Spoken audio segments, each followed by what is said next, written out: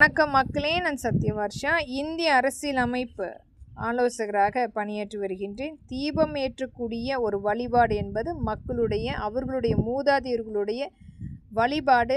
அவர்களுக்கு தீபம் ஏற்றுவது மிகப்பெரிய நம்பிக்கை. ஆனால் அந்த தீபத்தை ஏற்றக்கூடாது, அவநம்பிக்கையாக ஏற்படுத்தி ஒரு உயிரை பழிவாங்கி போர்க்களமாக மாற்றிய திராவிட முன்னேற்ற கழகத்தினுடைய ஆட்சி என்பது அனைவருமே அர்ச்சகராகலாம்.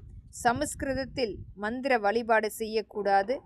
மக்களுக்குரிய மிகப்பெரிய கடுங்கோல் ஆட்சி மட்டுமே கொடுத்து கொண்டிருக்கின்றது. பெண்களுடைய பாதுகாப்பில்லை, இங்கு மக்களுக்குரிய வேலை வாய்ப்பில்லை, மிக அதிகப்படியான கடன் சுமை, ஒவ்வொரு வீட்டிலுமே இன்றைக்கு அதிகப்படியான ஒரு வறுமை, ஒவ்வொரு கடனுக்கு பின்னாலும் இருக்கக்கூடிய ஒரு விலையேற்றம், இது மக்களுக்கு ஒரு தாங்க முடியாத அளவுக்கு ஒரு வன்கொடுமையாக மாறிக்கொண்டிருக்கிறது.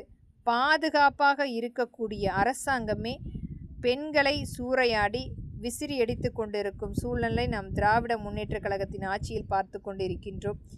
ஒரு கடந்த ஆண்டில் நடந்த மிகப்பெரிய சம்பவம் என்பது அந்த அண்ணா யூனிவர்சிட்டியில் நடந்த ஒரு வன்கொடுமை. பெண்ணை ஒரு மிகப்பெரிய அளவை சீரழித்து இந்த திராவிட முன்னேற்ற கழகத்தின் சார்பாக நடந்த சம்பவம் என்பது அனைத்தையுமே மூடி மறைத்து அதை அனைத்தையுமே ஒரு மிகப்பெரிய சாதுரியமாக அதிலிருந்து எண்ணற்ற பணங்களை கொடுத்து வெளியே வந்த இந்த திராவிட முன்னேற்ற கழகம் என்றைக்குமே ஆட்சி அமைப்பில் அமரக்கூடாது என்பது மக்களின் எளிய மகளாக இங்கு பதிவு செய்கின்றேன். நன்றி, வணக்கம்.